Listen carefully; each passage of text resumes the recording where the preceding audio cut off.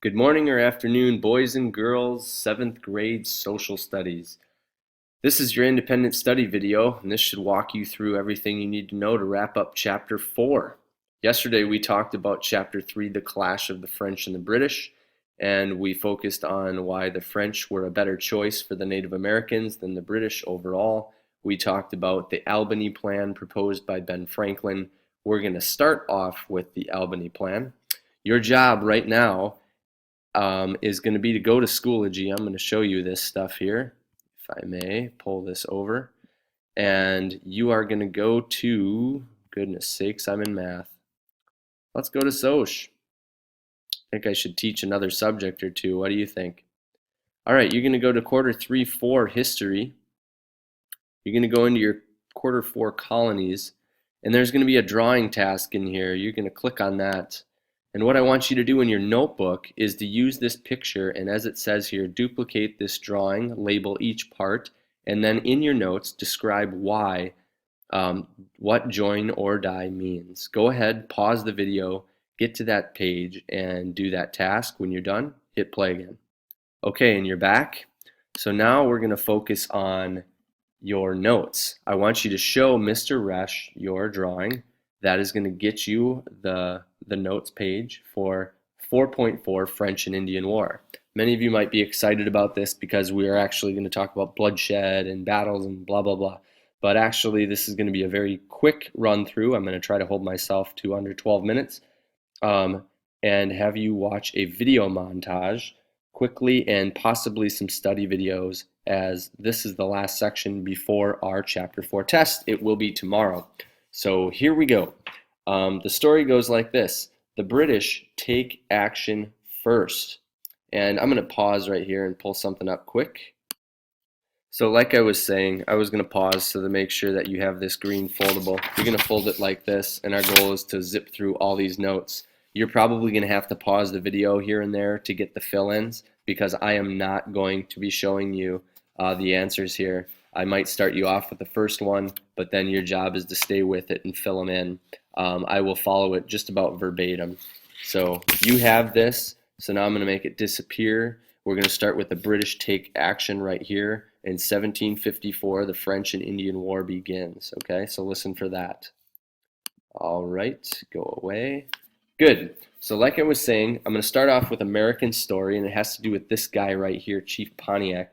And he says that you ought to know that he, the great spirit and master of life, has provided food for us in these spacious lakes and on the woody mountains. This American story has to deal with kind of the Native American feeling of the white settlers, mainly the British at the time, of being on their lands. Okay? And he's going to come back later in the story of the French and Indian War, so keep your ears attuned for him. All right, back to our notes. Number 1 says the British take action. The story goes in 1754, right after George Washington does his little deal to try to kick the French out of the Ohio Valley territory. He's sent there to build a fort, we know, and that is called Fort Necessity, it ends up being. And the war begins with him doing that, with George Washington, GW, George Washington, sent to build a fort in the Ohio Valley, or Ohio Territory. The French, in the meantime, are setting up their own alliances. These are unions with Native Americans from the St. Lawrence River, there's a fill-in, all the way to New Orleans, the city in Louisiana today. The British were completely stunned, okay, that George Washington lost at Fort Necessity, and they send this man right here, General Edward Braddock. I think his first name was Edward. He was pretty big-time military commander for the British, great at fighting in columns, but that would be one of his downfalls. His job was to drive the French out of the Ohio Territory. So that is Edward Braddock. The sad thing is he ignored George Washington's what do we call them? Suggestions to fight a certain way. He said that fighting in columns would not work. You need to be quick and you need to hit and run. So this leads to 3 things. Braddock's troops are, number 1, Poor fighting style. They have a poor fighting style. Okay. Number two, they travel slowly. And number three, they were ambushed eventually because of their slow travel in the woods on both sides. And 1,000 of his troops died. So this is a disaster for the British. Things are not going well in the early years. So that is our next point. In the early years, they were dominated by many French and native victories. Fort Duquesne, Fort Necessity, Lake Ontario, which is right here. All these places, and by the way, here's like Fort Necessity and Fort Duquesne. It's actually Duquesne up on top and Necessity on the bottom. And also Lake George. These battles would be all French victories, and it would really discourage the British morale. On the frontier, which means pretty much everything west of this line, it's the back country, another way to say it, farm families were being killed and slaughtered in the states of New York and Pennsylvania, so up in this area right here. Okay, so as a result of that, the king sends this man, William Pitt, an extremely great military commander, to pick very good leaders and to destroy the French and get them out of there.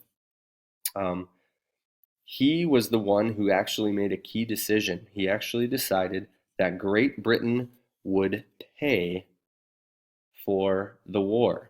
He ran up an enormous debt, which would later be put back on the colonies. So I want you to remember that. He would make Britain pay for the war, but it would later be slapped onto the colonists. Pause here for a little break. Okay, and we're back. And this William Pitt action of making Britain pay for the war really made it kept the colonists very happy because they didn't have anything to argue about. They were being protected, right?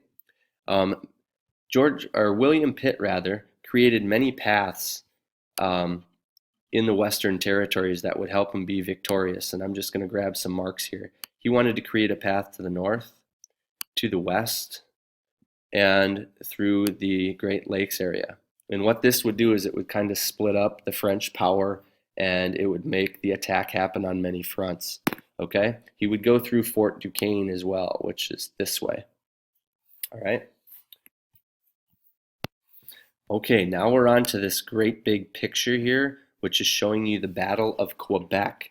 What I'd like you to do right now is pause the video and find my video montage that I made for you. I'm going to kind of guide you through to finding that right now. So it's in the Chapter 4 of Colonies Grove folder, and it's going to be right here, Battle of Quebec montage. You're going to go to section 1 minute, 30 seconds in. You're going to start there and watch it to 4:55. You don't have to take any notes, just pay attention and watch that carefully. Okay, I'm going to pause the video here and come back when you're finished. All right, you're back. By now, you've hopefully watched the Battle of Quebec montage to give you some background. I'm going to give you a little more because it's extremely important. So on your note sheet, we should be at the fall of New France. The Battle of Quebec happened in 1759. So if you're looking to remember a date, excuse me, 1759 is when this happened. And here is a very good picture of the battle. The city of Quebec was up on this ridge, and it was very hard to penetrate because of its proximity, and you have an advantage in military if you are at a higher position. But anyways, we know that the city was built high on top of a cliff overlooking the St. Lawrence River. Now on my map up here, it's right here. This is a huge tribute river that drains the entire Great Lakes system. So it's a very big river and very important for trade. So it's a great spot for a city. Here's what we know. This ridge right about here, I don't remember the side, I think they said the north side in the video, was unprotected. It was poorly guarded by the French soldiers. And with that said, here's the story. James Wolfe was the general of the British, and he and thousands of people tried for months to take or siege the city of Quebec, and they failed. But James Wolfe was a very observant person, and what he saw was some women washing clothes and drying the clothes right here where I'm drawing this arrow and circling it. And he had some scouts go over there and check it out. And what they found was that it was like a secret path leading right to the gates of the city. So overnight, the British basically climbed up and scaled that hill and met the French forces by surprise in the morning on the Plains of Abraham. And from there, the rest is history. We know that the British would win. The following year, the Battle of Montreal would happen in 1760, and it was another British victory. This pretty much was the end of French in Canada. All right, on to the Treaty of Paris. I'm hoping you notice one of the gentlemen in this picture. Particularly, it should be this man. And if you guessed it by now, yes, that is Benjamin Franklin. He was part of this treaty. The importance of the Treaty of Paris is that it marked the end of the French power in North America. That was huge. And another thing that happened is the Mississippi River, which would be right here-ish, becomes the colony's western border. So once again, that's the Mississippi River becomes the colony's western border or boundary. So the United States more than doubles in size because of this victory and the Treaty of Paris, which, by the way, happened in 1763. Okay?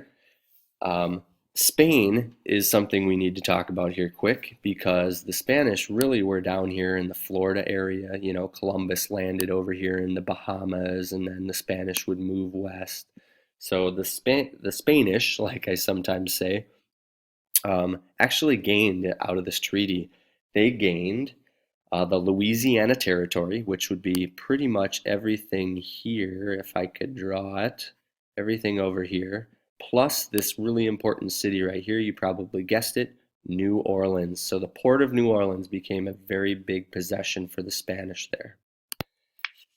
There was trouble also in the frontier. Now the frontier is the area that would pretty much be the backwoods, so anything that I'm drawing here and marking in green. And what happened here is the Native Americans lost their ally, the French, but they would continue the fight because they wanted to keep their land. So the first point here under trouble on the frontier is the native groups still lived in this green area east of the Mississippi River, and they had no choice but to attack. So the British raised their prices of goods that they traded with the natives. They raised the prices of the goods that they traded with the natives. And unlike the French, the British also refused to pay the natives for their land right here. So there was no money, no dinero, okay? None of it. And this really angered the Native Americans. So in 1763, you're going to have to actually change your date because I'm a knucklehead, to 1763. Pontiac, Chief Pontiac, this man right up here, he would lead a series of wars. So in that blank, you need to have the Pontiac Wars. And I'll actually type that out for you here quick. All right, and there it is right there. The Pontiac Wars were a series of raids on British frontier people, killing settlers and sieging forts by Chief Pontiac. All right, we got to go pretty quick. I've only got about a minute left. So our last point has to deal with this picture right here with this nice red line. King George III actually tries to prevent more wars with the British. It's costly, costs lives, and also money. So point number one says that in the proclamation of 1763, it pretty much was a goal to stop the fighting west of the Appalachian Mountains. So point one says that it stopped the settlement of any lands west of the Appalachian Mountains. Okay? Point two, it created a border at the mountains, shown right here on this red line. Okay, that's the proclamation line. It would form the colony's boundaries. Point number three, it angered the colonists. It kept them from moving west. And the second point there, it angered all those who owned land west of the mountains. Boys and girls, that wraps up the French and Indian War. If you need to go back, go ahead and hit pause and see what you need to find out. Otherwise, work on your packet and good luck on your test tomorrow.